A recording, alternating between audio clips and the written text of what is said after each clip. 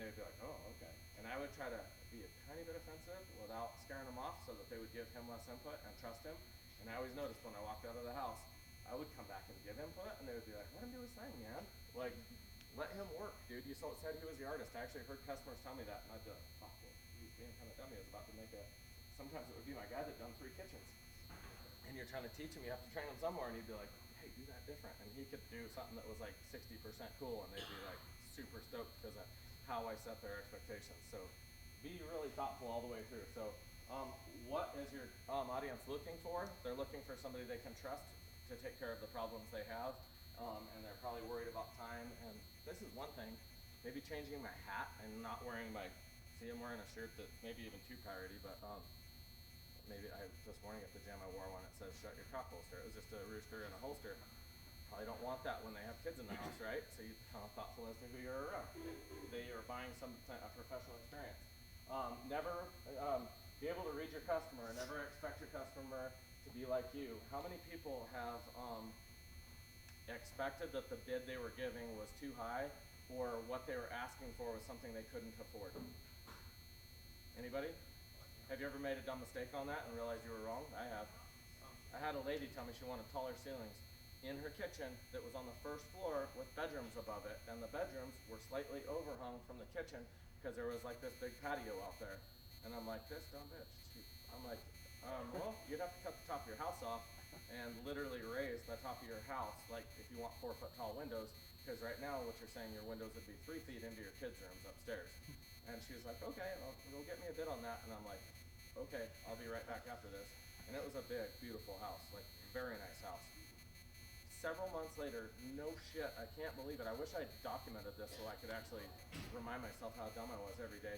The whole center of that house, she even cut right down through the kitchen, tore everything out, and now it's this big, massive 2-story right in the center, and she left it like a master bedroom that was there on the ground floor and their pool house and garage on the other side.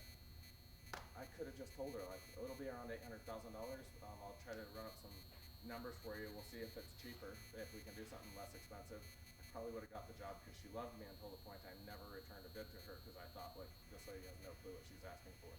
But guess what? Do you think she was spending her own money? She was from Grand Junction, so no, she wasn't. Yes. I've always wondered if they don't think they afford it. All the numbers, just what you say. I've done it where I didn't want to do the job, so I make them retire, or took it anyway, and they're like, oh. I've had more of those customers take my bids, and it blew my mind. I had a guy that was so rude to me that I was like, fuck you, and I doubled the price. And then he's talking to me, he got more rude. He told me someday you'll probably be able to have a house like this if you got a different job, if you worked in the oil field. He was like a gas and oil guy. And by the time me and my guy that were at the job were like, holy shit, let's double it again. So he told him a price that was very over the top. And he goes, oh God, Abby Carpet said it was gonna be something like 22,000. And I was like, it's like a 4-hour job, holy crap. He was so excited, gave me cash. Then he brings his neighbor in and says, I told him it's almost the exact same house. It wasn't a very nice house. But you could probably do it for about the same price in his too. Do you think you could get over there? And I was like, I definitely could. So, and his neighbor was super nice. So, but how dumb was I? Like, I literally just wanted to lose the job and I got it. And then it was very worth, like, listening to his shit. So, never expect your customer to be like you. We're very used to thinking like, if I was in this person's shoes, but who here would pay 20 grand for a floor to be done? Who would pay another guy $20,000? I could afford it right now. I can't imagine that, dude. I would, if you told me I had to write $20,000 to do the coolest floor on earth, I'd be like, no, man, I'll do it myself. Like, I can't afford to pay somebody something. I can go tear out and work myself. Try to anticipate their needs. One thing you have on them is even if you haven't done epoxy, you probably know a lot of things that are going to impact your customer that they aren't thinking of. And if you don't set their expectations and let them know, hey, okay, you can't walk on your floor. I had customers like, well, how are we going to make dinner? What the fuck did you think I was doing your floor for? Like, I literally just put epoxy on your floor. Did you not think about dinner first? Like, that was Grand Junction. Couple right there, and they were super pissed. They were going to try to review my company and turn me into the Better Business Bureau. So they couldn't make dinner, and they lost their minds about it. And I told them they couldn't walk on it for like 24 hours. They were so pissed off at me, and I was like, I have no clue. They thought they said I baited them and switched, and they said what I did was illegal, like not disclosing that. And I was like, we talked about the time frame, and they're like, we didn't know we had to be off of it. So, yes, sir. Me too. Really? Yeah, when I did it, we gave her a free checklist saying, like, you're gonna have this many days you need to be on the floor before you move in. Yep. It was a, she bought the mulch when we moved in. Gave her everything. I constantly remind her before I pour. Yep. Then 2 days later, gotta be on the floor when I move in. It is it, and you even communicated it, but you realized that you didn't communicate it to where they understood it. So Yeah, I don't know how that's also women do that a lot. So the guy would have been cool, but dudes are little bitches. And then they blame everything that they're disappointed with on their wives. Who's seen that happen? Oh, I'm good with this man, but her, man, Mary, just last night I was trying to get some, and she was like, that floor's no good. And I hate guys like that. Like, throw a wiener and stand up for yourself. And also, there's a reason why I started learning when I slammed one door. I was like, I need to do something different because I'm really losing my patience with customers. So, usually it was 99% good, but that one customer would just. I saw a lady play K-Love. You know what that is? Christian music the whole time. K-Love, yeah. She damaged the side of a refrigerator. The Best Buy guy was freaking out that he was going to lose his job. She was laughing to her little Christian friend that they were having their fucking Bible studies with in the house, saying, "He just discounted me $1,000 and it's going against the wall because it's the side that is on the wall, so it doesn't even matter." And they're discounting it for me, and she thought that was so funny. So I went down to Best Buy and I'm like, you know what this lady just did? We came back on the job site and she didn't want to pay us either, which I'd already predicted that. And she said somebody had dented the sink. Have you ever seen a rib, the center rib in a stainless steel 16 gauge sink, literally dented so hard that it separated the sink out of away from the granite?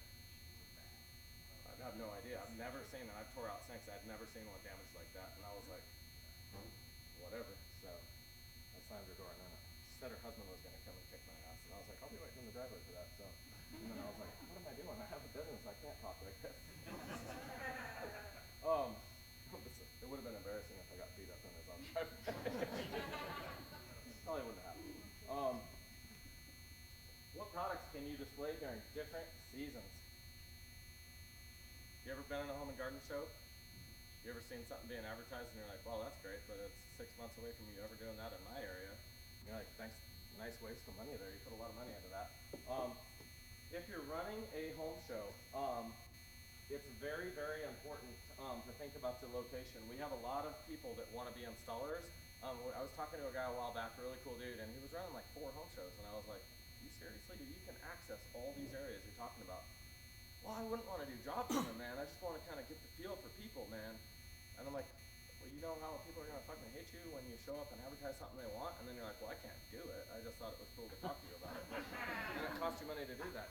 And it's so funny to us here in class, but people really underestimate.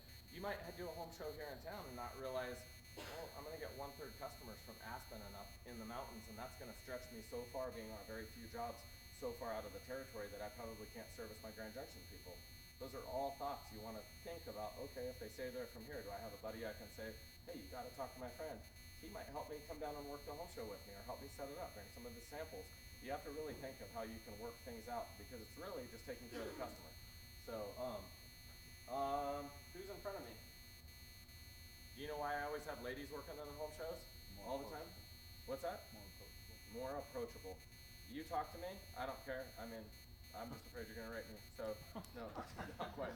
But literally a woman, and I've seen this over and over and over. A woman gets started to oversold.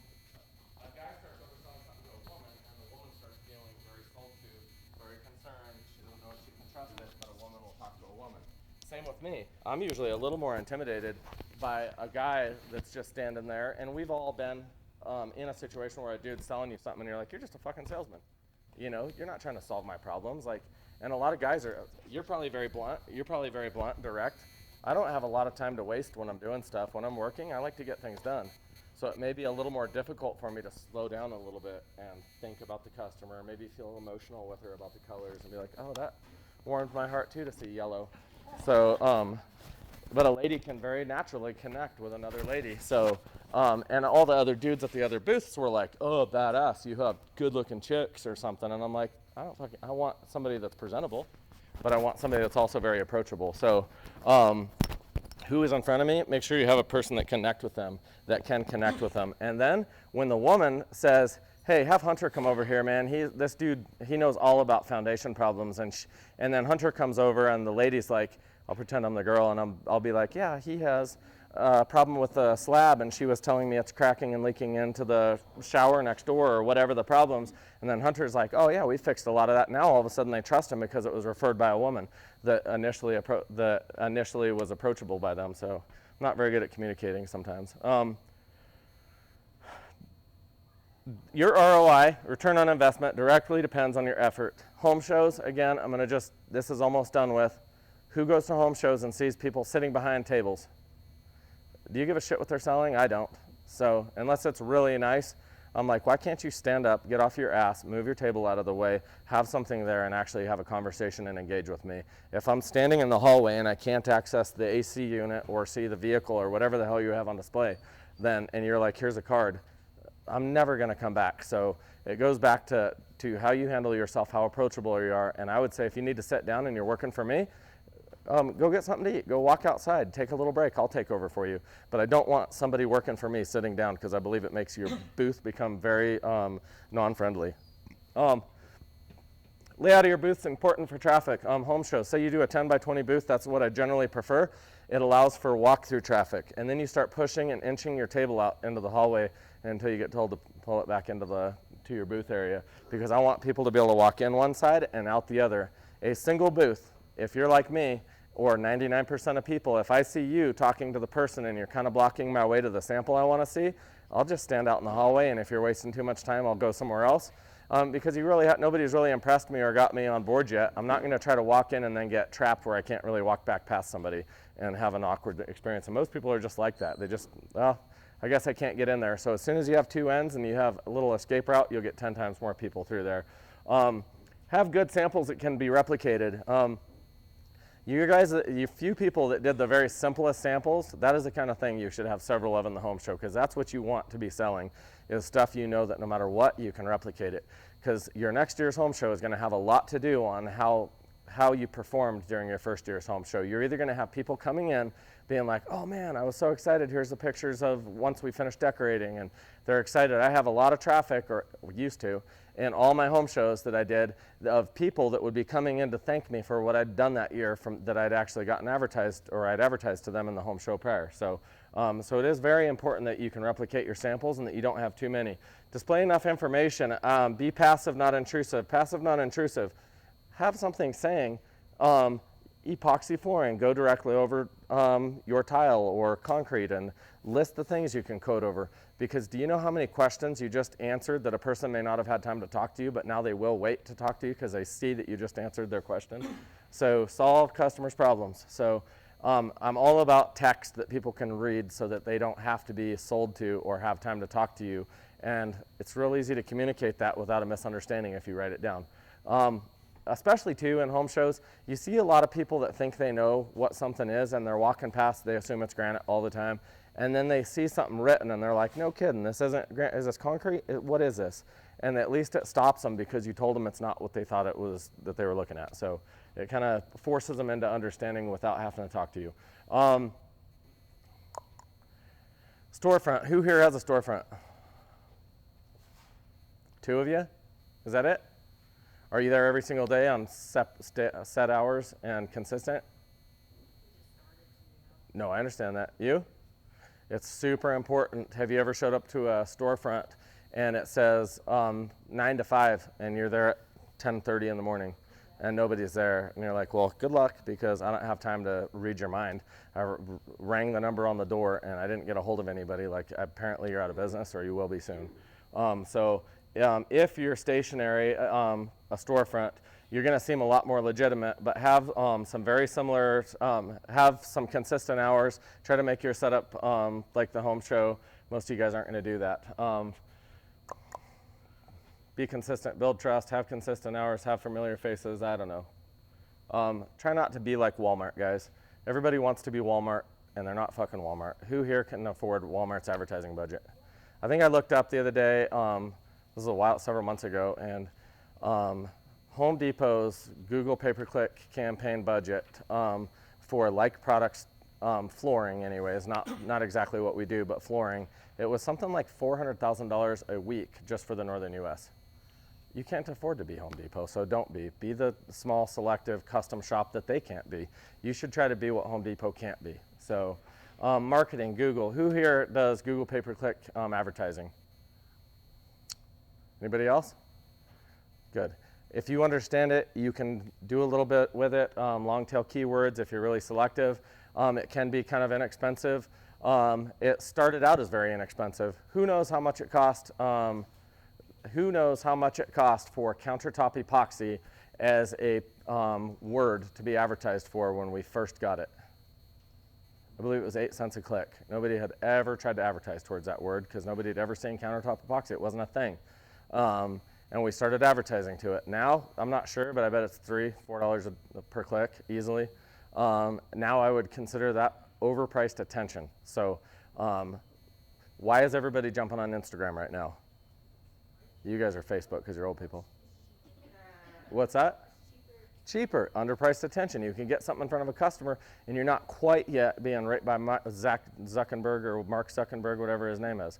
So, but he's figuring out how to screw you because now we're getting marketed to constantly on Facebook and Facebook's getting more expensive, right? But what was before Facebook? MySpace. What was before MySpace? Yeah, tumblers, yellow pages, TV, commercials, network advertising, all that stuff, right? And network advertising used to be pretty successful. Who's like 50 in here? Yeah, or older, yeah. Was network advertising kind of the thing to have if you had a successful business back in the day, even if it was local, right? If you could afford to shoot a commercial, you were probably going to make some money. But there wasn't a lot of other ways to reach customers. But then what happened? People started getting emails, right? Who remembers like the first emails? I was a little kid, but I remember my dad being all stoked. It was probably because chicks were emailing him from around the world or something. So, but he really, like that started having a real return on investment. If you emailed 400 people, you were going to get 6 jobs out of it or something like that. I had a guy about 12 years ago tell me, emails, you need emails. That's how you make money is emails. And I was like, really, you think emails? Man, there's social media is even becoming a thing. And, you know, you start really thinking about it. But look at how far Facebook stole so much of that from people, because you all of a sudden could put something in front of a customer, market it however you wanted to, and you didn't have to pay anything if you were compelling enough to follow, right? And now Instagram's taking that over. Now you have, the fuck do they call that? That thing where kids pretend to talk in somebody else's voice? Not Snap. TikTok, yeah. Snapchat too. That's so they can send sex pics and not do, unless you screenshot it, you don't see it, I guess. So I think that's actually what I was told by some younger people why that started. Maybe that's just what they're doing on it. Utilize the name of your company. Be thoughtful. When you do Google marketing, I can tell you this, Reliant Roofing, at least there is roofing in there. There's 2 things I see about that. If that is your name and your landing page on a website, that is going to automatically get you some Google positioning, right? The other thing, because you're roofing, what happens if you start doing floors? Do you think people are going to find you when they search flooring? Probably not. So you have to be kind of tactical and think about what the future of your company is when you name it. So what are your customers Googling? Be specific on your location. If you Google epoxy here, you're probably just going to find us, right? And you might find Lowe's or whoever's paying for location advertising. Does that make sense? So when you think about that, if you turn on location services and you link it to your website and you think about how to do that on the back end and make sure that when somebody Googles something and they're near you, they find you first. And you can select the center of town. It doesn't have to be at your house so creepers show up at night. So people do that all the time. I don't know why. Don't put your personal home address on there. You can sort of start getting a return on investment out of Google advertising. I highly don't believe in it. So maybe. All right, branding. I'm not really going to go over this a lot. One thing I'll say, don't confuse branding with marketing. A lot of people are trying to brand like Coca-Cola or Nike or Red Bull, and they don't realize they should just be trying to market a product and get it in a home. Your best branding is going to be your jobs in your area being done correctly and having good word of mouth. Your branding is going to be maybe having the same business card that looks like your hat, that looks like your truck, that maybe if you're doing super tracks, like a sand coating in front of somebody's house, you stick a sign in their yard. That would be some amazing branding, over the top for a starting company. But you don't need a TV show and TV commercials on an airplane flying over. So don't waste money you don't have to try to brand yourself when you really should just be putting your work in somewhere. If I was going to go to a new town and I didn't have any money in my pocket and I had 10 gallons of epoxy, I know exactly what I would do with it. I would go to an old gym that had a good clientele. I would try to find the classiest, oldest gym that couldn't afford to remodel, that had every senator or fancy fucking person with money in my town. And I'd probably say, can I do your countertops? Can I do your entryway? And I'd pour however much product I had. And then I would say, my only thing I want in return is I want you guys to refer me, and here's a stack of my cards, and I'll refill them every single week. And you'll get a ton of work off of people if you do a good job in there that are walking in and seeing it, that have expendable income and the time to kind of call you, talk to you, and figure out what you're doing and help you. So, so that would be how I would brand if I was starting out. Social media, Facebook groups. I'm going to ask this. This is something because a lot of people misunderstand this. Who has 5,000 Facebook friends? That's a max. Okay, well, who has seen a lot of people market on Facebook and use it as a marketing tool? Who's seen them just do it on their own personal page? Like, hi, my name's Levi. Do you want a table? I can build a table, right? Does that work for you? Why not? Yeah, and where are some of your close friends living? Maybe Florida, Hawaii, Texas, and they're like, yeah, dude, hit me up if you're ever out in Florida. I have a bathroom vanity I'd love for you to coat. And you're like, yeah, I'll drive to Florida for a $400 job. I'll be right on it. How many people are in Western Slope Classifieds? We're in a town right here with, I think there's 82,000 in the Grand Valley. There's 140,000 in Mesa County. I believe there's 87,000 people on Western Slope Classifieds. Guess where they're probably all living, 90% of them, on the Western Slope, right in our area, right? So for free, you could go on Western Slope Classifieds and not be sharing it on your personal page and share it on Western Slope Classifieds and test some marketing to fucking see what people think about your product. It doesn't have to work because guess what? It didn't cost you anything. So, and I guarantee you're gonna see one post that is at the correct time. Maybe it's Tuesday from 10 to noon. So you have a higher viewing audience because that's usually typical. More people are on Instagram on, say, Tuesdays and Wednesdays from 10 to 2 in the afternoon, and you think about what time you post it. Do you know the first guy that I ever saw talk to me about that like 8 years ago? He's like, oh man, you got to think about what time. It was some little old Mexican guy. My kids are Mexican, by the way. That's why I can say that word. Did you say Jesus Christ? Oh, my kids think so too. If they're Mexicans, then they think I'm funny. So, and he says, man, you got to think about what time you put your car up for sale on Facebook. And I was like, think about what time, huh? And he's like, oh, yeah, don't do it at the wrong time or it's going to go that night. And then a bunch of people post, it buries your post. He's thinking about it because all he did was sell little cars all the time. And I was like, that motherfucker's smart. I hope he's a millionaire. So now we obviously pull analytics and we see exact times to post and you can see trends. But guess what? Think about that. When you put a post out, think about what picture. What was my first picture? Was it a video? Did the beginning of my video start out with something that didn't compel people? But if they sat around for 4.5 minutes, they would have seen something that was awesome. Just be thoughtful of that. And then document what you do so you don't make the same mistakes. And if you do something right, you do that. I mean, if you have no success, find somebody that does have success with it and literally copy them. It doesn't have to be in your industry. You could find somebody that is selling and you see that it's working somewhere and you start thinking, wow, you know what? They're more positive with their marketing. They have better pictures with their marketing. Maybe I could call Diamond Coat up and see if I could get a picture roll that we could use for our marketing in our town. So just be thoughtful of things like that. And obviously, Western Slope Classifieds, tiny town, you're gonna reach 87,000 versus your 5,000 personal friends, and they should be location specific. Instagram's a great place to showcase work. The big thing that I believe is Facebook is a cool thing. I believe a few things. I believe that websites are dying. I believe websites are gonna become a tool that you can utilize to process transactions in the next few years. I don't believe that websites are going to be a thing that you drive traffic to long term. That's just my own personal belief. Facebook is a free way right now that you can kind of build a profile, and I've noticed it's very successful for entrepreneurs and business owners because they can say a lot about their company, have a lot of photos, and kind of arrange it within a known format. One reason I think customers love Facebook so much is all the formats are similar. Have you ever gone on websites and you're trying to find, well, where's the menu button, and you're looking around? It's kind of difficult to navigate a new website, probably because I'm old or something like that, but it's really tough for me to like go on all these different websites and you're trying to find out, well, where's their shopping cart? Where's their items? Okay, where's their shipping times? You're scrolling through and you're trying to organize it and find it. Facebook, if you've been on one business page, you can probably navigate any other Facebook business page very quickly, and so people get communicated to really well if you organized it properly. So Instagram is owned by Facebook, obviously, so it may turn into more of a tool, but I feel like it's more of a place to tell your story for people that are already following you. Maybe keep a following so you can test things. Never underestimate how awesome. I mean, can you imagine what huge companies would have paid 20 years ago to be able to, for free, test things and test customer responses? People used to go to malls. Who's been at a mall and asked to do surveys or asked to do stuff at a mall for $10 when you were a kid? What's that? Yeah, well, I remember when I was a kid, they were like, hey, we'll pay you $10 if you come in here and look at some shit. And I don't even remember what it was, but I was like, I want to make $10. So, and that's, companies had to pay a lot of money. Now they'd be like, oh my God, I can put this right on Facebook for free. So be thoughtful as to what that tool does for you. Don't try to do something it doesn't do.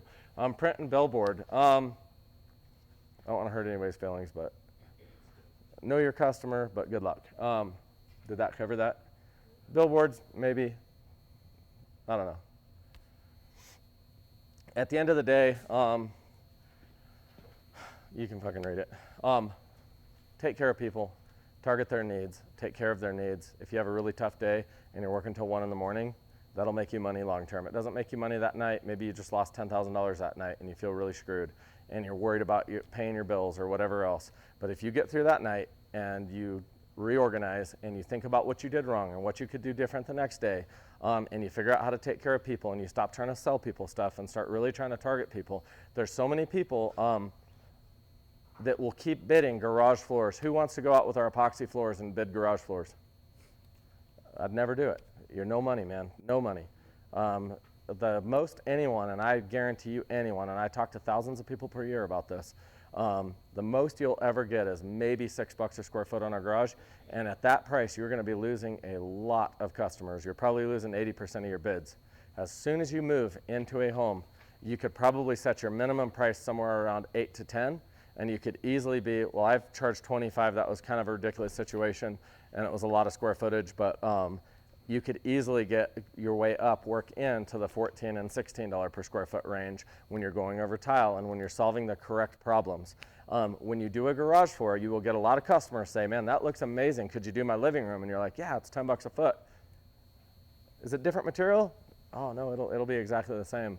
You just fucking ripped them off. So the perception of value, they don't have perception of value in their garage. It's nice to clean, it makes it nice and light, maybe easier to clean, easier to find things, but there's not a huge value there. As soon as you put it where they're entertaining people and it's easier to clean up after their children and it's something they're proud of and that they can show off to their neighbors, it becomes very valuable to them. So I am very afraid to start doing garages and then never expect myself to be able to get into houses. Now, if I just wanted to make a ton of money, as a supplier, I would sell you guys and tell you just how to do garages because I wouldn't care about your profit margin. And I would sell 10 times more product because I'd just teach you how to do it for $2.25 a square foot, and you'd be making an extra $1 or $2 or $3 per square foot. And I think you guys would always be working your ass off until you were like, I got to get out of this. I'm not loving this. This is not fun. And you wouldn't be doing a whole lot of artistic shit. You might even do a fucking glitter floor. It's going to be the same stuff every damn day. We're going to do a glitter floor today. There it is. But yeah, so just be thoughtful. Marketing, I believe, has more to do with your abilities that you show up with afterwards and how you take care of your customer and trying to get into the referral-based marketing. That's where you make all your money. And then make sure if you're like, I'm losing bids. Why am I losing bids? What was I bidding? What kind of bids was I getting? How did I get those bids? Did I advertise garage floors at my home show and I wondered why I'm getting a bunch of garage floors?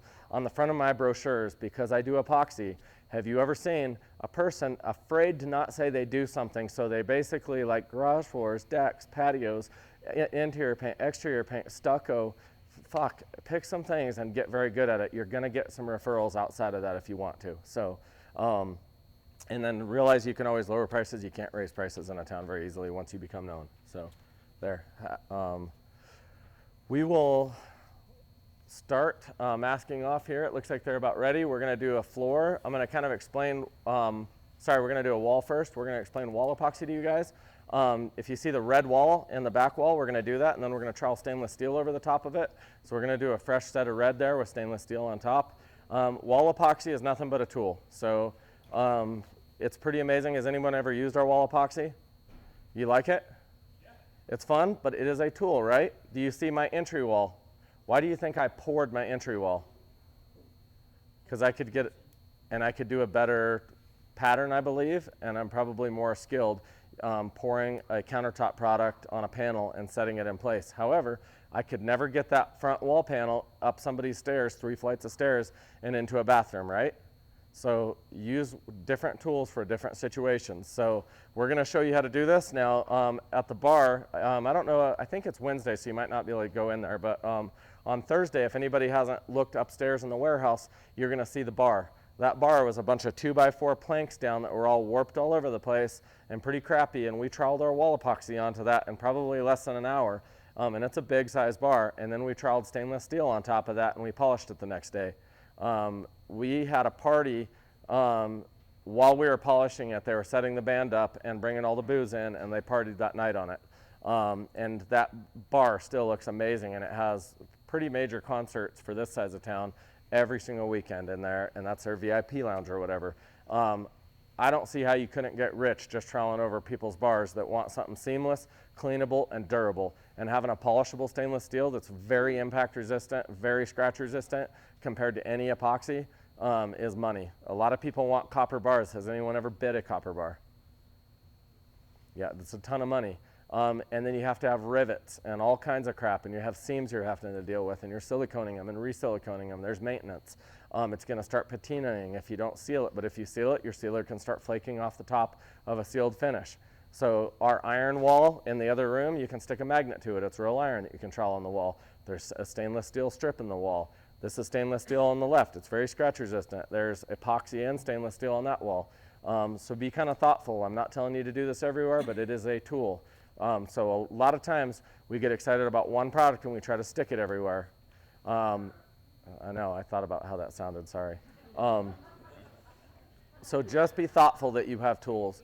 Flooring, walls, countertops, use the right product in the right place so you're not getting yourself into a bad situation. So if you want to, be kind of patient. I'm gonna let anybody that wants to trowel this. Who's my drywallers though?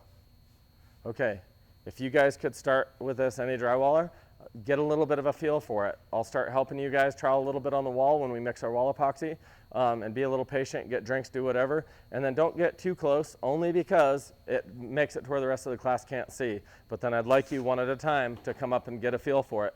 Be careful, you're gonna be dripping epoxy everywhere.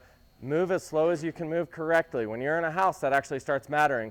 If you see our floors, they're ruined from people walking with epoxy on their shoes, and that's fine. This is a training center. I want you guys to make mistakes here, but for some reason, you guys feel like you don't have to care here, and what I see is I don't think, and this is not you guys, I'm just talking about a lot of students. What they don't realize though is that you're gonna show up at a customer's house, and if you plan on doing a real job, you're gonna have to start caring about it more than a training facility. So start practicing. Was I just spreading the epoxy in? I'm like, well, it was just really hard to keep it off of my pants and off of the doorknob.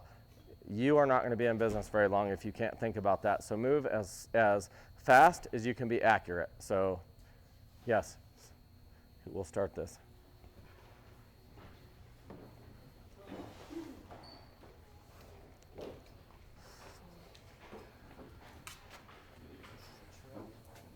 Huh? Yeah, it is pretty cool. You can actually polish this up to 5,000. This is not here, but you can really polish this with a high-speed buffer as much as you want. Kind of looks like crystal. What's the heat resistance on this? Not tested, I have no clue. I can't imagine it being damaged unless it was under some very extreme conditions. Chemical resistant. Very chemical resistant, so yeah. You What might about, like, running just get food more of the carts and class stuff for a while into it? because we're still going to be mixing and doing stuff. So What about in, like, kitchens where food carts run into it and stuff? Would you still put like? I wouldn't worry about it. You could smack the shit out of this. The iron, the very first thing we did was the top panels on the bar. If you see that rusted with the grain there, I don't like it very much now, but that was the first thing I ever troweled that onto. And that is iron that I sprayed salt water on to patina it. And I liked the way the drips looked on the wall more than I liked the panel above it, so I left them all. The way I ground down that iron to make it smooth again, because I tried sanding discs and I was using really coarse, like 36 grit pads on a high-speed buffer, and I was going through like 10 of them in a tiny section and it wasn't grinding it down. I started having to get an actual grinding wheel out for metal and start grinding the wall down, and then I was able to start sanding it and making it smooth enough that I could do that to it. The iron is ridiculously hard, so do as much work with the trowel as you can so you don't have to do a lot of other work. But once it's in place, it's very resistant to damage. Yes? Is the true metal similar to the wall epoxy in the sense that if you use, raw alcohol with the alcohol that we normally use, will it do the same thing where it kind of softens a little bit on the top?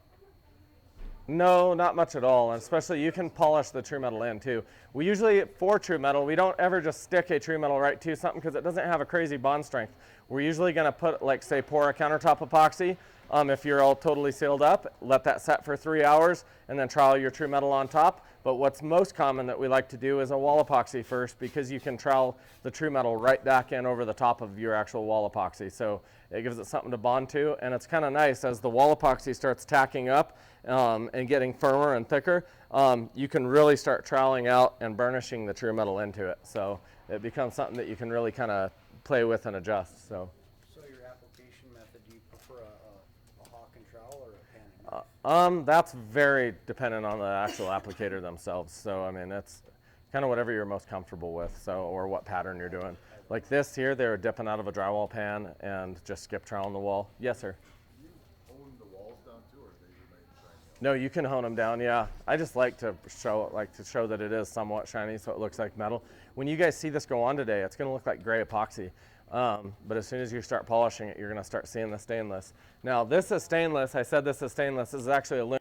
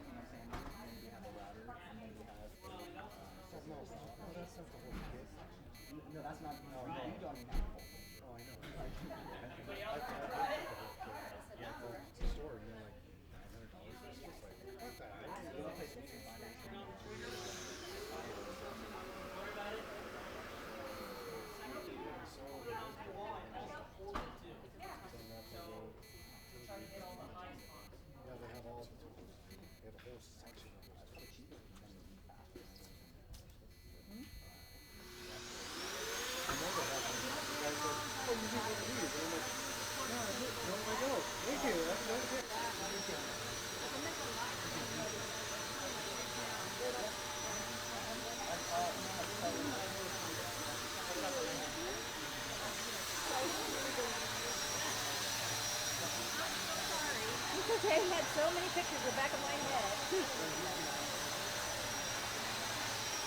That's like dust free. That's awesome.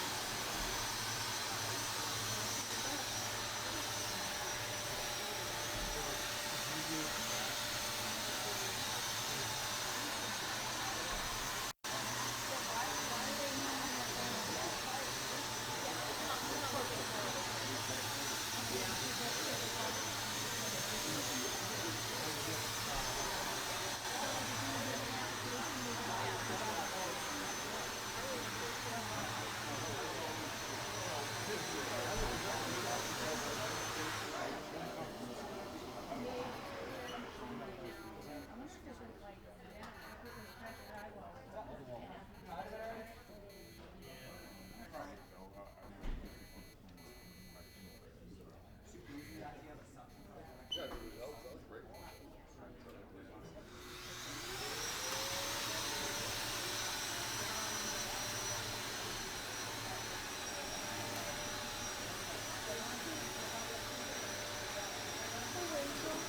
Hey, Rachel.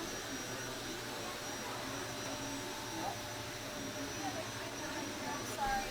Yes, to the live stream. Yeah. Thank you. Yeah.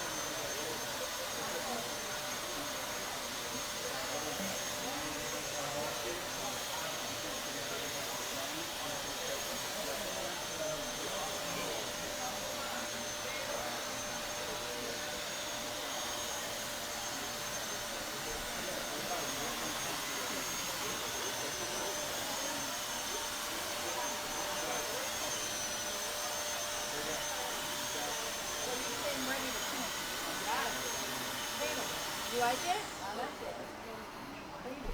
Yes, ma'am.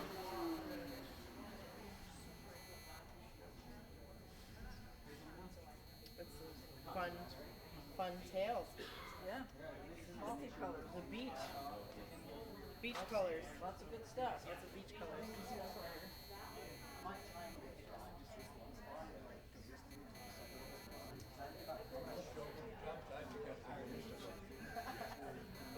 That's the ticket, Snidget. That's what I was going for. Right here. Those are masks. This is a mask. I knew that was it. I just picked up the wrong button. You're seeing it on speaker, right? Yeah, I was. So I picked that up off the floor and set it there, and I went back to get it and picked up the wrong button.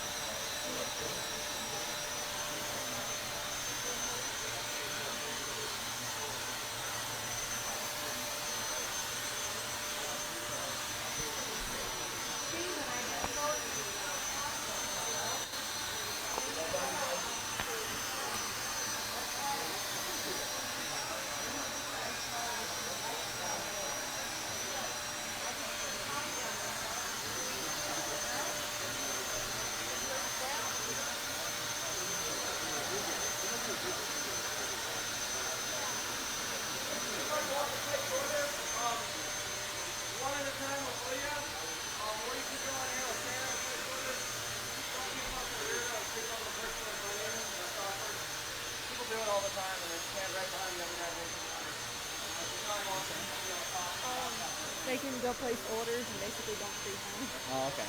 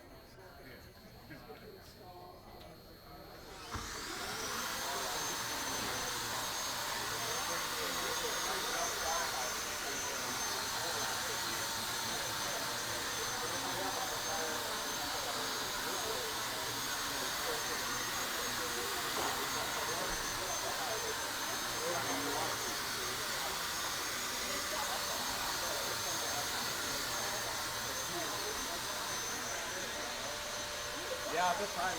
Yeah. I see your imprint tool, but looking at the one on the wall, how'd you get the copper and the black separately so you could see the exact lines? Some of them they imprinted the wall when it was getting pretty firm, and then they troweled the stainless into it, and then they actually rolled into. What do you mean they troweled the stainless? You mean like when it was still wet? No, it was still wet. Wait till you see it. We're gonna do it. Okay. And then I wanted to show you a guy doing a floor, and I'm curious how you do that actually in real life. Where he does it in orange and red. I don't know if you've seen that YouTube video or not. I don't know. But he does. I'm curious to see how you. Nah, not this one.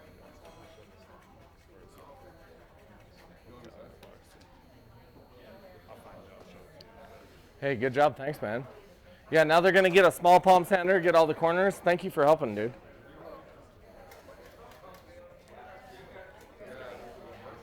Yeah, so his results, and I'm curious if that's. I gotta make this brighter. That probably won't reach it. Do we have the corner tool, Dom? Do we have the corner tool for the side of that door? Yeah, that might be better. Oh, the sander. Sorry, little. So is that what it would look? Well, Oh. That'd be pretty easy to do. We have Right. both those colors. That's what I'm saying. So you just mix. That's what I'm curious. So you just Uh-huh. literally do what he just did. Exactly. So And if I then did that with like a gray and a white, it'd be awesome. you'd come out Oh, yeah. basically with that kind of grained whitish mess. Yep. Hey, one quick question. Can this stuff bond, or not this stuff in general, just all your products, metal on it? Yeah, I'd be careful if it's exterior unless I really abraded it so I got a really good mechanical bond. So just smooth metal. If it was exterior, expansion and contraction at a different rate, I would make sure I really sanded the metal and somehow got it gouged well enough to where I knew I was actually gripping to something mechanically, not just trying to get a chemical bond. Grind it then? Yeah, yeah. Or even with what kind of metal? I'm just asking. Oh, no, that's fine. Like aluminum, a 36 grit would really dig into enough to where like a DA is a really good way to abrade aluminum. Even stainless you can usually abrade like that, but then once you get into irons and different alloys, you can't. Then you'd have to grind it or find a way to chemically etch it or something like that. So. Thank you. Yeah. No, that's a good question. So he's just gonna grab a little corner tool here to sand down here. We'll just. Want me to detail the edge up next to this?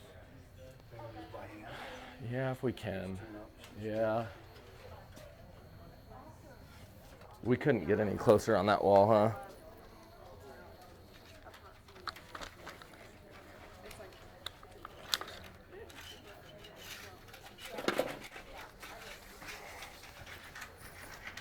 I'm just gonna try to get a little closer in there.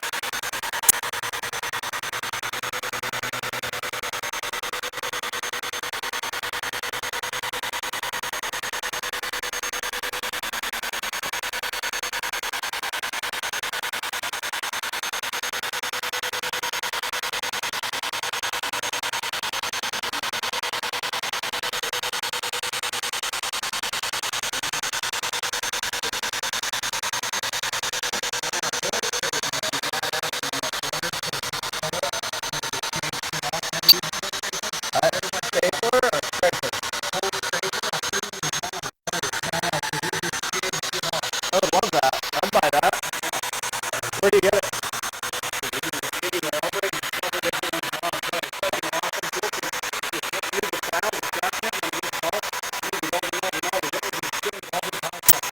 That's awesome. No, I'd love to learn about that. Thank you.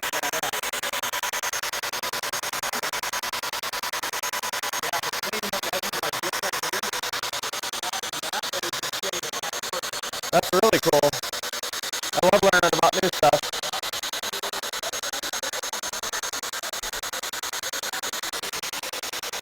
Oh! Thank you. Thank you.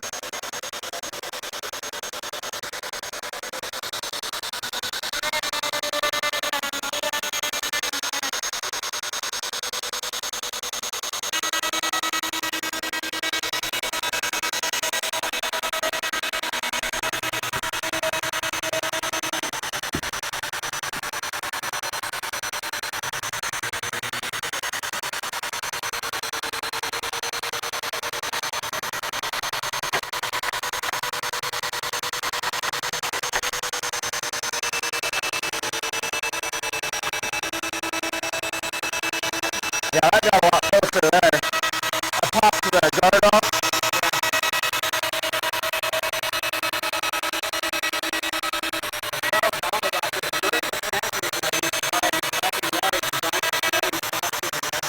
Really?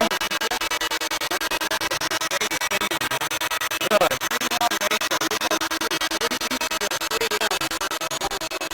That's awesome.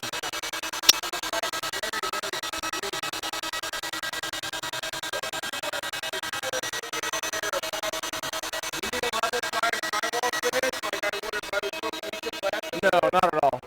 I just don't. Yeah, all I'm trying to do is get rid of any high spots so I don't get a major chatter with the trowel, then it forces a high spot wave into your whole wall. So that's about all I'm trying to do.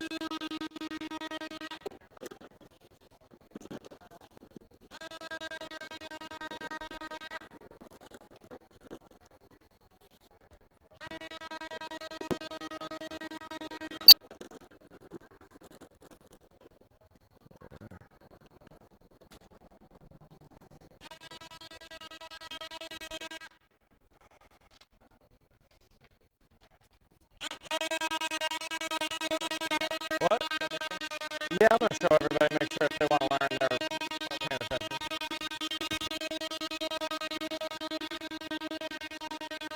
We have a bunch of gloves. We have a bunch of gloves. Yeah, I'll do that. Right on.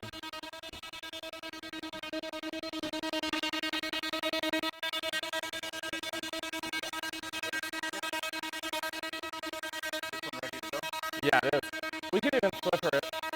Let me see if we have a slipper.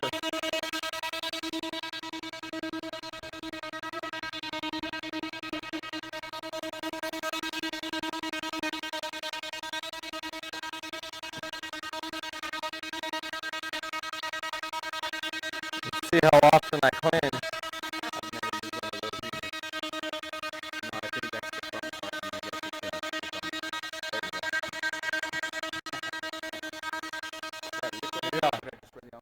I'd spray the alcohol and then just wipe it down, so there you are. At least the alcohol will evaporate real quickly. Thank you.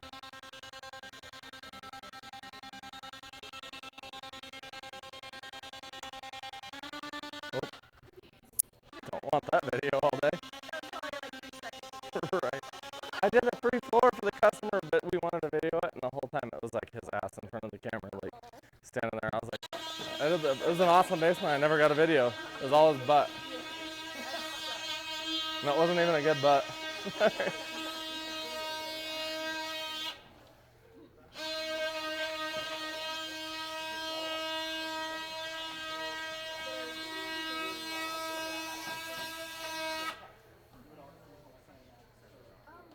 So you're only doing that at the ends because you have different texture in the next.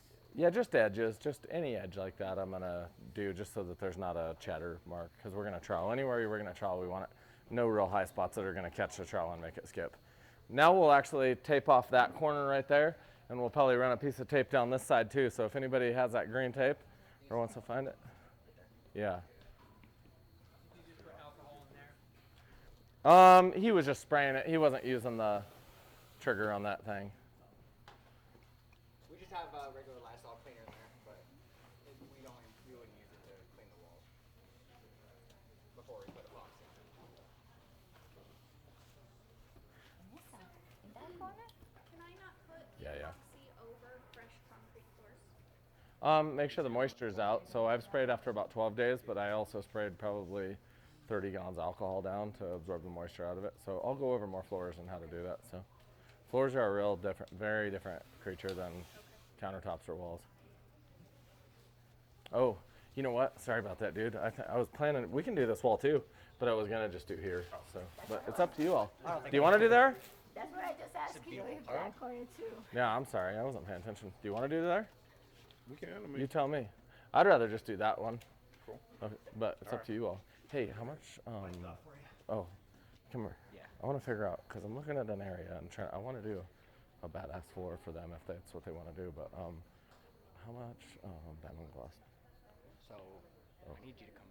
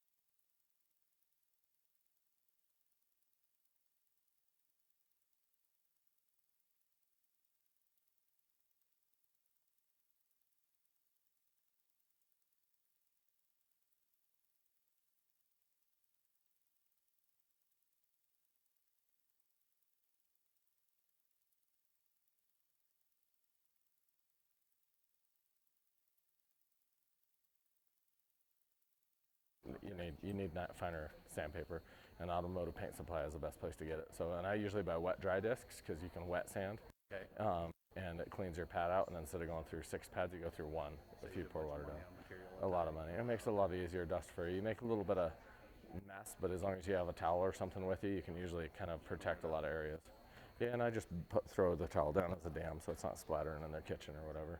Okay. So yeah, So you could just resand it 400, 800, then apply either turtle wax or that. exactly. Thank you. Yeah, no problem.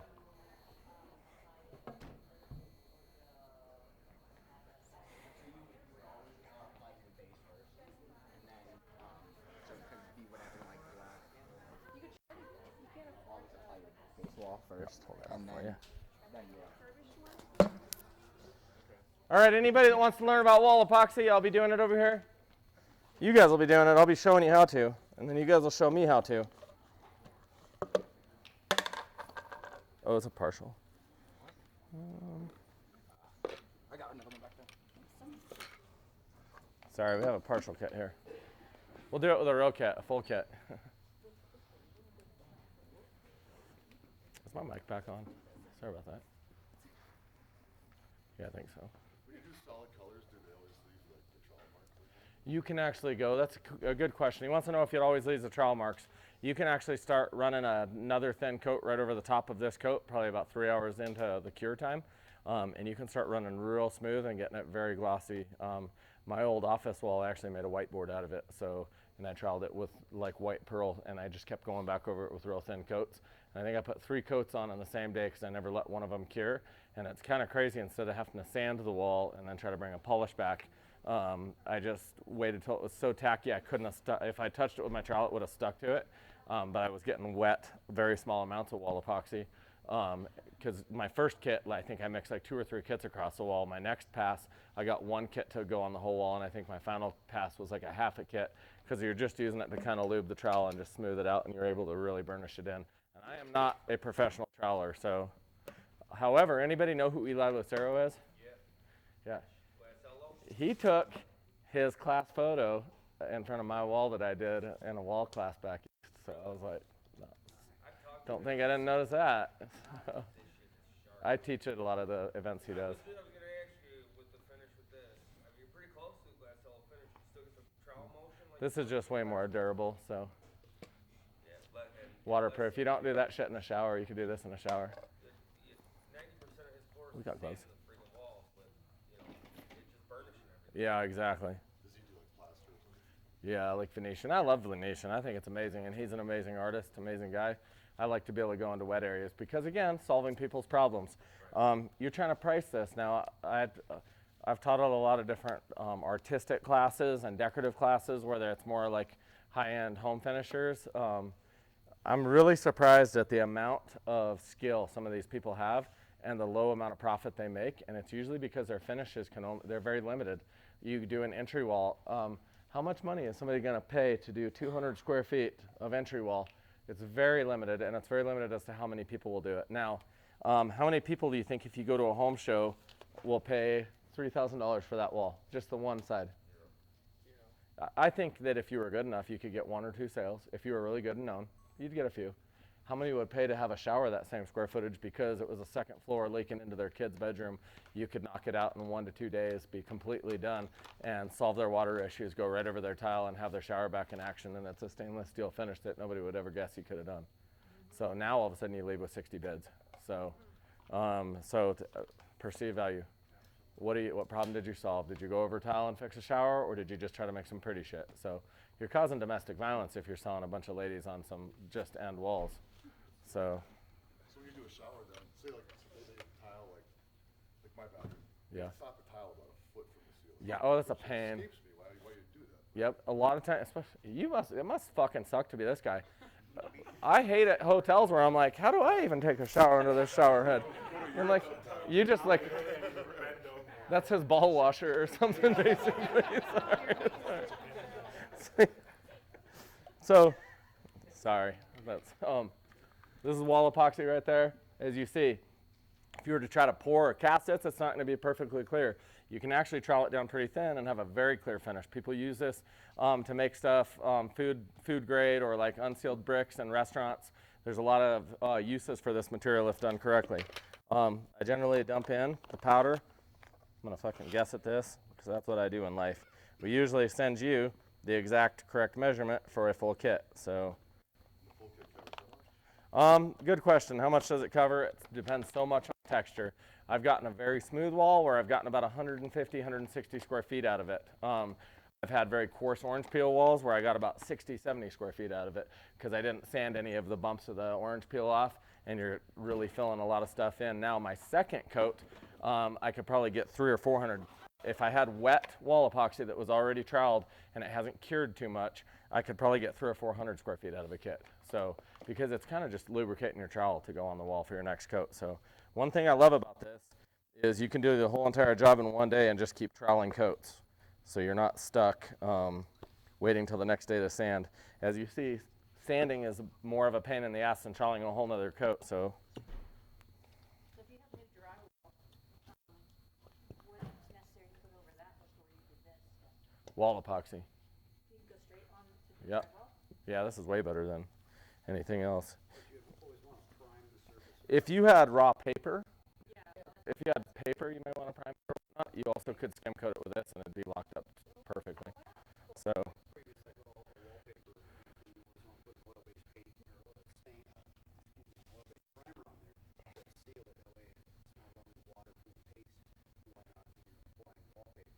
right now I have gone directly over paper, wallpaper before. I can say that if you do one coat, you're going to see the texture in it. But if you are applying like I would generally do multiple coats in the same day, you're never going to see it, and your actual epoxy soaks into that wallpaper, and it's completely bonded. Yeah. But if you only stopped at one coat, you would see a difference because it'll absorb more where the exposed paper is versus off that exposed paper. And you're going to see it different with metallics if you have thicker or thinner applications. So you know, you have several coats, just thin coats? yeah, but your second and third coats can be real thin. Yeah, just one like main coat to block all color. Especially usually we're not doing red on red. It'd be like black crowned wall or whatever it was, or white wall. We have a little bit of alcohol, just mist down in there. Just turn it to mist. Yeah, and one thing I'll do sometimes if I'm mixing a lot is I'll take one of my lids and cut a couple of X's across it, and then you can stick your paddle down through that and spin it up pretty fast.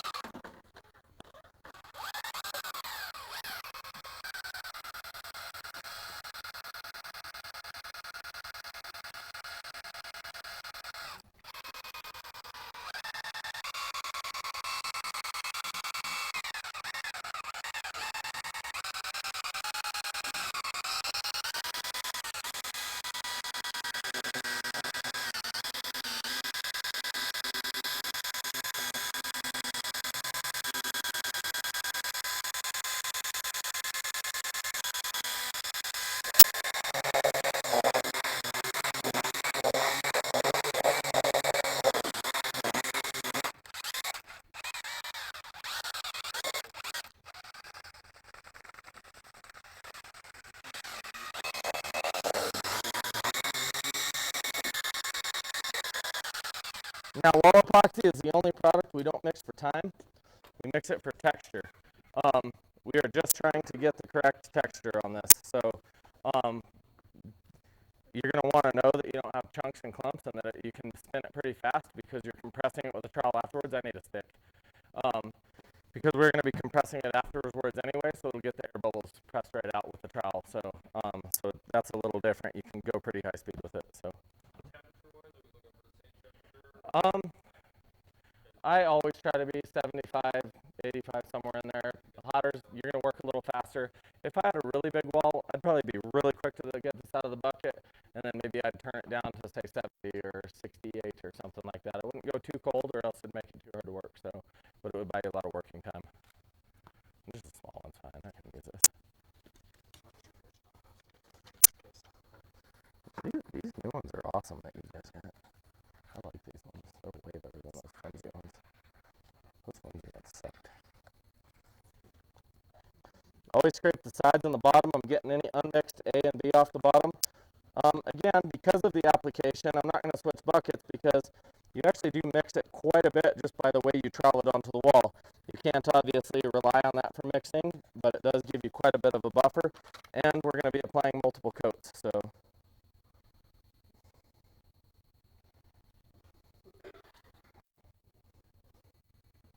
So do you ever go through the process of something like this? Like in the past, I've applied two colors on the trowel at the same time. You get like a shattered look like a. you could probably do that and then teach us a class. So I'll show you how to. I don't know. My kids are Mexican. They should be the ones doing this. I'm sure they're probably much more skilled than me.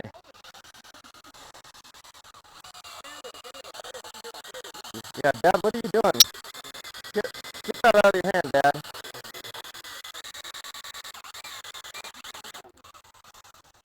I can't imagine my kids not being better at everything they do than me. What? They're like a sponge. They just learn.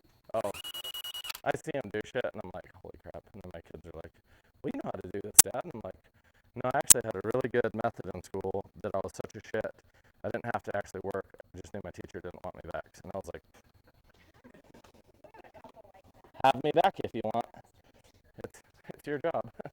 So, here we go. I'm only going to barely start troweling, guys, and then I'm going to pass this off. So, if you want to help, be thoughtful. But if you want to help, you have to be very thoughtful of how you do it. A lot of people in class think, well, because I'm helping, I don't have to be clean or thoughtful or whatnot. I don't want you on the wall if you can't be careful what you're doing and be thoughtful. So if you notice, I'm making sure my trowel, because these get used by students and then they get hit by hammers and stuff. Yeah, and I'm making sure it's actually warped the correct way. So there's a tiny bit of a belly, I mean, very minor. But if you have, sometimes you grab a trowel, even a really good trowel, and you can see it's actually bowed the wrong way. Sometimes it happens because guys will heat these up and it'll warp the trowel. Yeah, don't do this, but I have fixed them on job sites when I didn't have access to another trowel by heating up the bottom of the trowel with a torch and got the warp correct. So, and then I sprayed water on top of the trowel to cool it down and keep the warp in it, and it worked really well. For us who are ignorant of the knowledge, what's that bowing? How does it help? Is that the idea? Yeah, just kind of like a pregnant lady. So that's all just, if you notice, if it bows the opposite way like this, then you'll scrape and it leaves two big grooves out. It looks like a bear tried to climb your wall. Same with these, obviously, if you're going to be running corners, just check all your knives. This is a very flat knife in between, but there's almost always a belly one way or the other, so just be thoughtful. This is very evident. You can really see which way that trowel bows. If you guys look, if I'm not shaking too much I don't shake very often, but I don't like being in front of people, so. And you want the belly to go on the wall, belly side to be on the wall. On the trowel belly. Yeah. I've put my belly on shit before. Almost anything, any abraded surface. If you have metal or something, make sure you're getting a mechanical bond, which means it's sanded or ground or something enough to where you have something to grip into. This also is not as flexible, so going exterior on this, you're going to have to be very thoughtful what you put at exterior if you have major temperature extremes, because thermoshock is the biggest damage you're going to get from anything. Here in Colorado, we're kind of a mild climate, right? But we're not. We have 18 below zero, right? And we have 110, 112 degree days sometimes in the summertime. So now you look at the temperature variance, and now all of a sudden Arizona may have a lower temperature variance. They're like, oh, well, we get 120. Oh, so you get fucking 10 degrees warmer or 8 degrees warmer, and you get, your coldest day is 40 degrees warmer than our coldest day. So we had 3 weeks a few years ago. Anybody remember that? Where it was 17 degrees. It was the warmest night. So that's massive. I was doing a huge 20,000 square foot lobby and the glass wasn't in yet, and I was trying to prep for epoxy. Yeah, and that was a pain. I ended up having to fix all the pilings around every single pole in the middle of the building. It fractured out all around all of them. So had 2 weeks of prep just before I could actually do it because it was open and there was moisture in the slab. Oh, that's the one I want. Sorry, threw it back down. All right, I'm gonna try to not look like an ass here. Start over here. Notice how smooth I am. No, this is perfect. Notice how close I am to the wall, guys. I'm not carrying it across the room like a lot of people want to.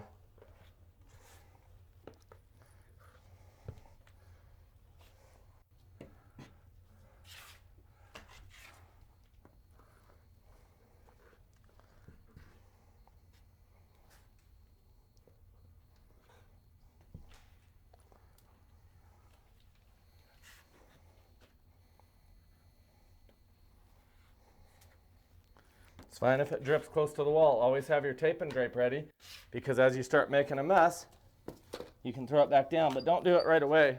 Only if it starts once it's splattered out here, do not step in it, get more tape and drape and run it back down.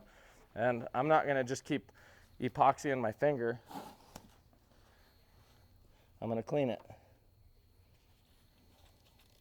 If you stay kind of slow and clean, your job goes faster.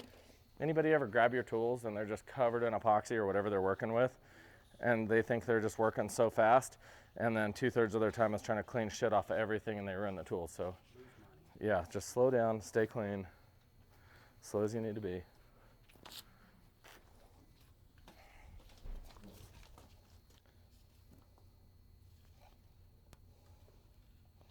Like I say, I'm just barely going to start this, and then I'm going to pass it off to some actual skilled people. So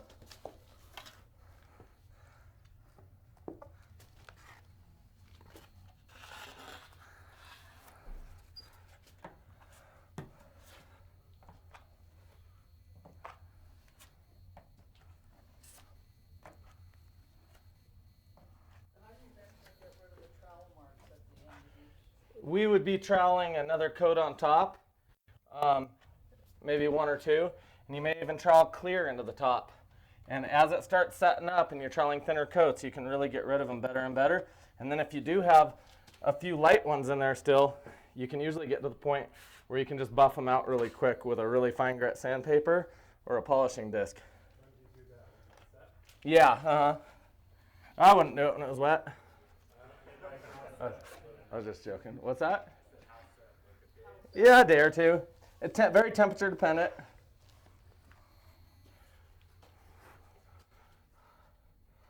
I had a guy sand my apartment, and he sanded it right after he studied it. I'm like, I'm pretty sure this doesn't really. Just putty all over the floor, and sand disc, and I'm like, yeah, that was Probably hired the cheap guy. I didn't know the building. Oh, right. I I believe it.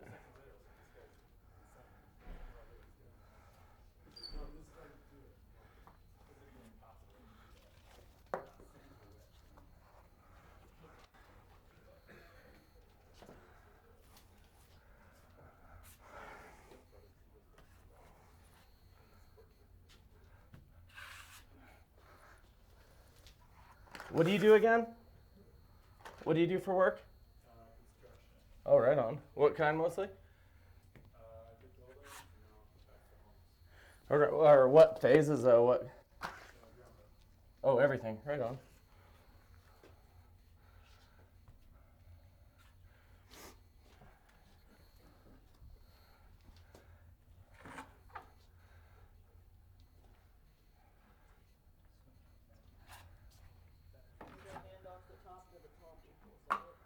That's exactly what I'm doing.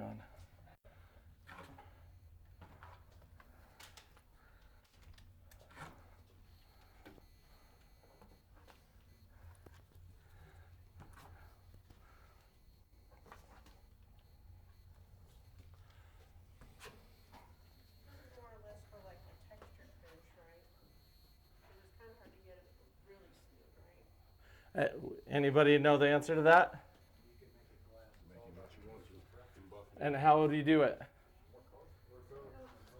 And thinner coats, right? Subsequent coats, thinner.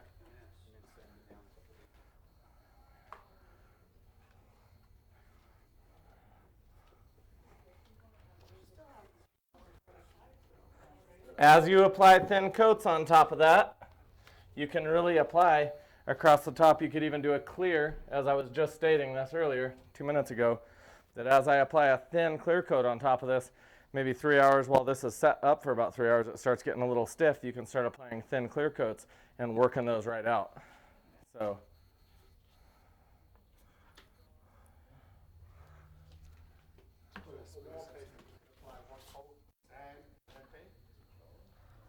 What's it say again? Wallpaper. You could add one coat, sand it smooth, and paint over it. Yeah, like paint over the wall epoxy? Yeah. Yeah, I mean, I don't know why you do that, but that'd be cool. So. Because you gotta match the rest of the room, and some of these wallpapers, like the real thick Oh, and just use this as something to cover the wallpaper? Yeah. Maybe. Yeah. Expensive and hard work way to do it, but I'll sell you wall epoxy.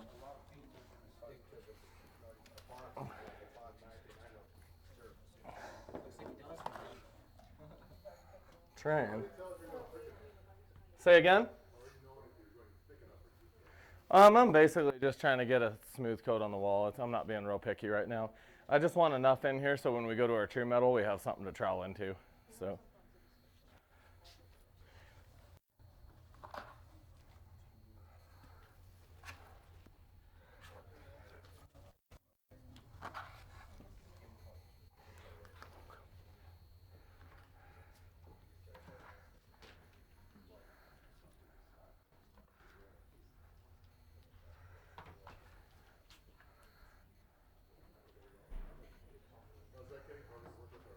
No, not at all.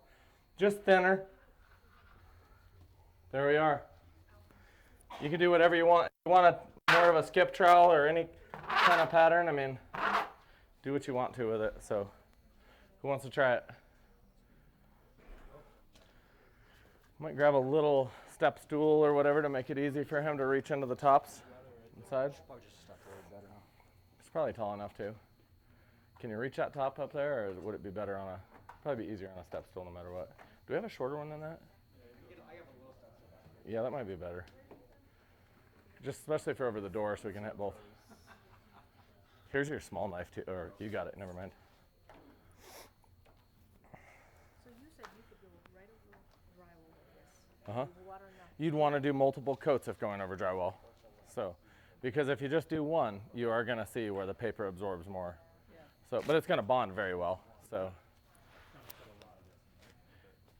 no, not much. No, usually exactly what you do is what you have. Yeah, which can be frustrating if that's what you're hoping for. Now, you can also let this start tacking for about 2 or 3 hours, and you can spray alcohol to kind of keep the trowel moving and start running back over it too. So, to kind of smooth it out as it gets a little too difficult to work. So, and be careful of that if you step on the back of it. Do you guys know? That is like the first thing I ever remember buying when I was like 8 at Costco in Las Vegas. That was like a new thing we ever had in our little trailer. I don't think we'd ever had something new till that little stool. Lita, are you gonna go over much about doing showers if you poured it flat on MDF and then install it? Are you gonna talk about that much, or should I ask questions? No, we'll go over more of the walls and stuff like that on epoxy. And then ask questions to the whole class because everybody needs to know. Yeah, that's what I was wondering if we Say again? Not right now. I bet he'll survive. We have a dumpster for people that get hurt. So. We have extra carpets. I tell Dom, throw yourself in the dumpster if you get hurt. Make sure you can still drag yourself with one arm. I can see how it would definitely be beneficial for controlling the trail if you did have a hawk or a You know, the thing that's difficult about that, to be honest, is that so many people have different experience, and it's really tough to make people that aren't used to using certain tools, if that makes sense. That's been a big, like a mud hawk, like a drywall hawk. Throw your mud on. Or you can hunt with them. I have a buddy that hunts rabbits with a hawk. When I go to hammer and nail the end of the picture, is this gonna like crack it? No, I would probably throw a screw in the wall, but you could hammer really hard and probably punch through it. But you'd be, Yeah, how do you hang Better up? off pre-drilling. I'd throw a screw in the wall, like a little self-tapping screw, something that would. And you probably have a lot of mud, yeah. Now this is very speed dependent. A lot of people will press a lot, they'll work very hard. If you slow down, your trowel will dip right into it. So.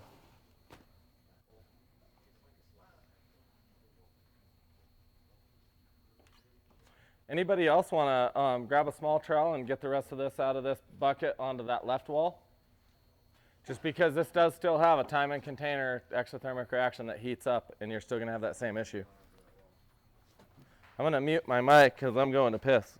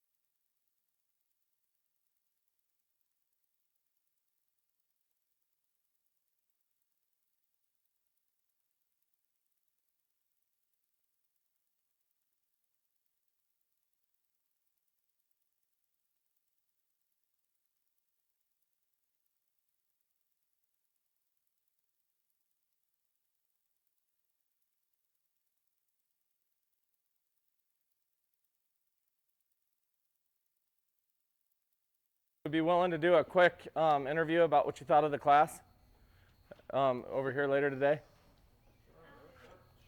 Okay. Only if you have good stuff to say. I'm kidding. So we'll just edit the shit. So. Yeah, don't talk about my shirt choices. I loved that shirt. Yes. No, you can talk about it. Oh, it's sitting here somewhere.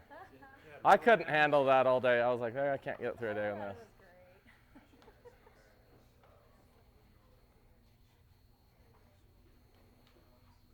Now, if you're a real guy, you wouldn't care. It was so tight, man. It was just. I'm surprised you wore it for as long as you did. Showing off all your workouts. Yeah. Just missing the UFC shirt. I've been missing some workouts for about 8 years. So I mean, I work out now so I can survive. So that one is this one, right? Yep. Yeah. Exactly. Yes, sir.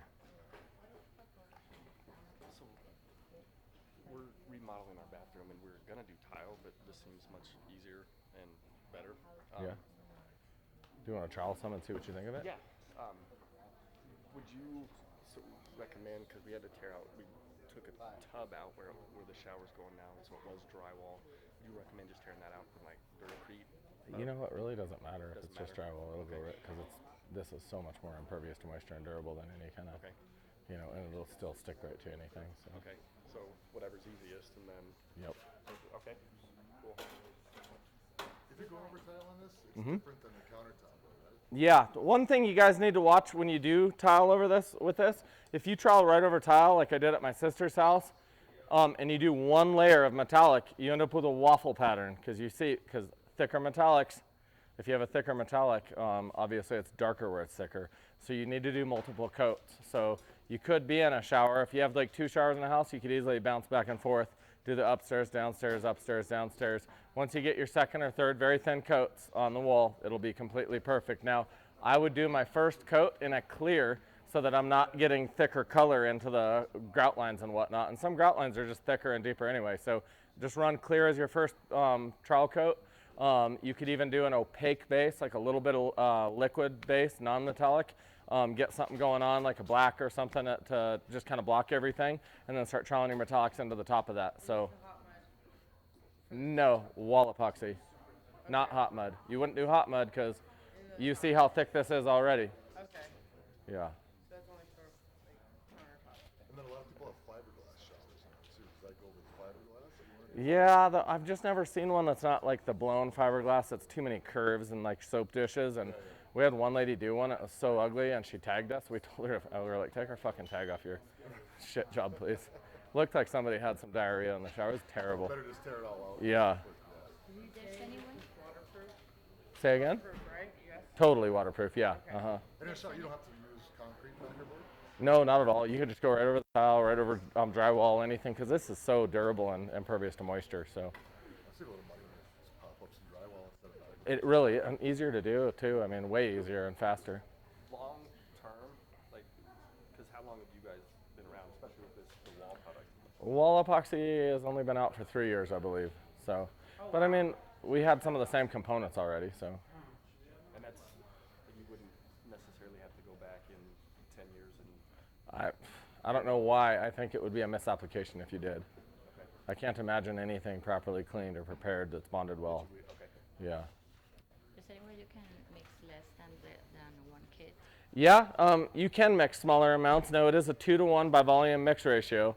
And this is the only product where you can kind of guess if you're good at it. You have to be very thoughtful as to how you're doing it. If you're not sure if you're doing that, pour your liquid in first, the hardener, and then make sure that all of the 2 component, that's the 1, and then add the 2 parts of the resin to it, and make sure it's all subsurface, just like you would do a body fat index in water, and you'd see the level, and you could add it till you got up to the volume, so your 2-to-1 mix ratio is perfect.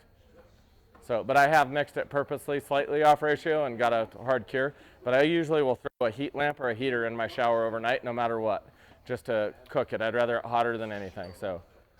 You don't have to get soft spots on this. I never have, because I think just as much as I've always troweled it, even if you add a little speck of resin in there, it's been troweled back and forth 16 times. It's.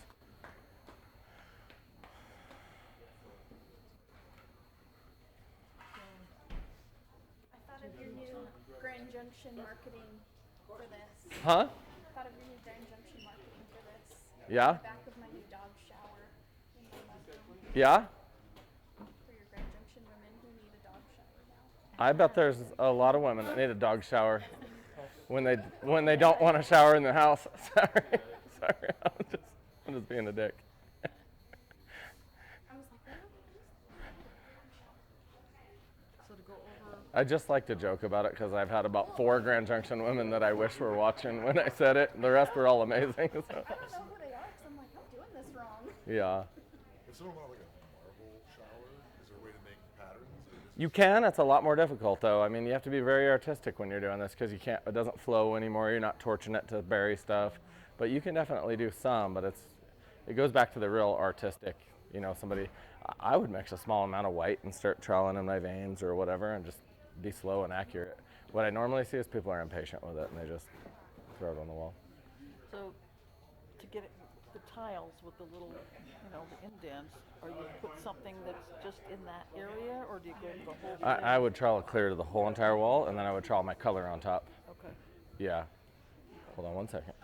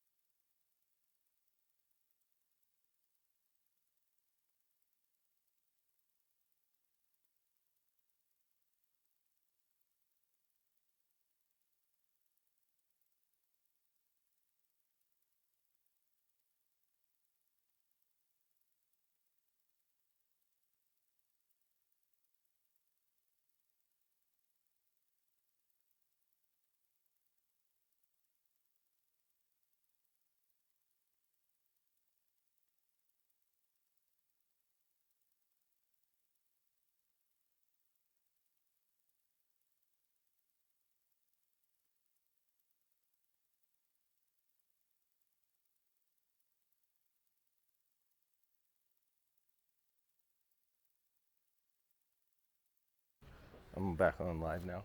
Sorry about that, guys. I fixed the mic. You mentioned spraying alcohol to make it a little bit more spreadable. Yes. Will you still get Oh, that, oh, like, that's speckle only like on if the it's starting to set up and you're trying to get your knife not to stick. Okay. And you're still wanting to work it some, then you can kind of cheat it to do that, especially if you're trying to get rid of some of your trowel marks or something like that. It wouldn't be something you'd be, I don't do it a lot, I just do it if I have like a high ridge I'm trying to get down and it's too thick, it's sticking too much. Does that, you still get that like speckled pattern with the alcohol on this? Not nearly at all, if you, and especially if you spray color and you spray too much. You can accent it with color, but it has to be very concentrated color, small amount of alcohol, and then be patient because you need to let the alcohol evaporate or it just starts dragging. Okay.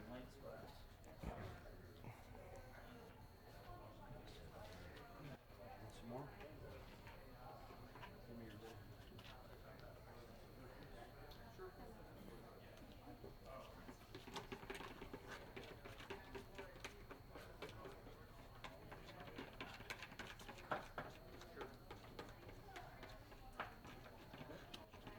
Yes, ma'am.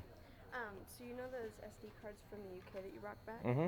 So I don't know if this was one of yours. It wasn't in a case. What? But so this, I put it in the computer, Mm-hmm. and it was corrupted, and it melted the adapter, and then it cracked and bent this. Now, that was the one that I kept trying to get formatted in the airplane, and it never would. Okay, So that's a there's bad no card. footage- Just no throw it in the footage on trash. there? Yeah. Awesome. I could not figure out why I couldn't get it to format on the airplane. I was trying to get it to format in the GoPro itself because it said corrupt file format card, and I kept trying to format it, and I finally just shut the camera off and used a different one. And my camera was getting hot when I was formatting it. It was it like burned my fingers. I thought it was gonna catch And fire. you don't think it was? And I tried a different adapter. You ever heard of that though? I've never heard of that before. It's not like it shorted out or something. That's weird, huh? Yeah, Something inside. Yeah. I don't know and that. an SD card like bending. Was there any good footage? On this? No, on the other ones. Oh yeah, I'm doing it right now. Oh, really? Butt ton. I'm surprised you got that much. Really? Mm-hmm. I get butt tons everywhere. Sorry. Of course you do. Yeah. I thought it turned out good. Was there any? Did you any fast driving footage? No, I haven't gotten to that yet. But There's a spot where I hit just over 150 or 160. I was having a hard time looking, and the road was like sidewalk width. So no, because it was up in the window, and I was trying to look, but I was like, the road was so rough, and the car was coming off the ground. I was like, I better be paying attention to the road. AMG GT63. So. Is that AMG which? GT63. GT63. Yeah, like 700 horsepower all-wheel drive. Huh? I said your trucks for the off-road stuff coming off the ground. Yeah, but I was in Europe, so I was. Question. Yes, sir. Questions. Like if I'm doing floors and stuff like that, what do you recommend I do so I know what I'm ordering? Flooring, do you want to just wait till the flooring portion? Because I think we'll answer so many questions. And then I'm going to go over, like, if you have a floor type, we'll go over your floor type, and then we'll show you how to do the math and skim coat. Floors are the most complex thing, which is why I teach them last, so people understand. Yeah, because there's floors are where you can get really screwed on money or really make a lot of money. So, but if you do that math wrong, you can be upside down quickly. Yeah. And we're going to do super trucks for you. That guy. Can we mix? Yeah. And you too? You want to say it too? Can we do a half super trucks and half glass beads? Half ass beads and half super trucks. Glass. Yeah, we'll do some glass beads just for you. I have like a 7 kits at home. Oh, you do? Okay. Yeah, we'll make sure to do some super trucks. And what about edges, like depth? Does it hurt to have sharper edges? I'd probably smooth some of that out a little bit, just personally. That's just so I'm not having to work too hard to get it back out, but I mean, it is what it is. The big thing is right now we're probably going to go to lunch because the restaurant waits for us with extra staff so they can handle us, or else if this was my job, I would just run the True Metal right now. So, but it's not. Oh, so you can wait for the True Metal? We can wait a little while. We can wait lunchtime, but if this was my job and it was for pay, I'd probably be running the True Metal pretty soon here. Like, yeah. So, all right, guys, it's lunchtime. Let's get ready. Let's make it to the restaurant kind of soon. The one reason I like you guys all to show up on time is because we request them to specifically staff the restaurant just for us. So they send in double staff just during lunch, just for us, and then they send them back home. So if we can all be there as soon as possible, since I kind of waited till the last second doing this, let's try to get to lunch.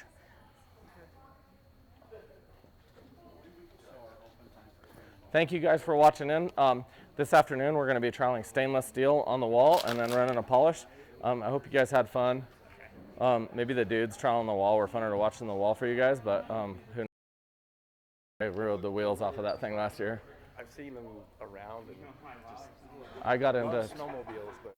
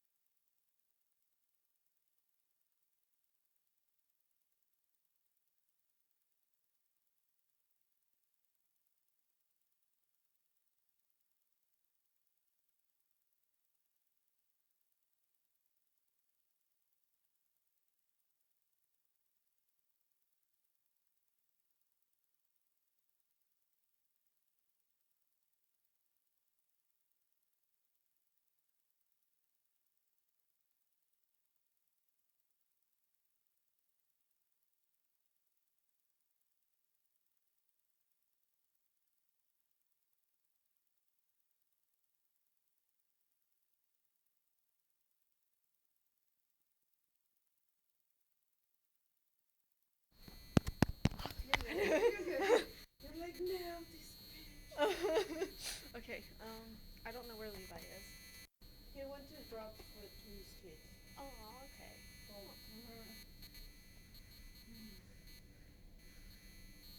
Do you want me to give the mic to Dom? No. Oh, he's doing shit already? Yeah. I guess we can start it here when Yeah. it's back. Yeah. Okay. Let's do that. Okay, perfect. I'll put everything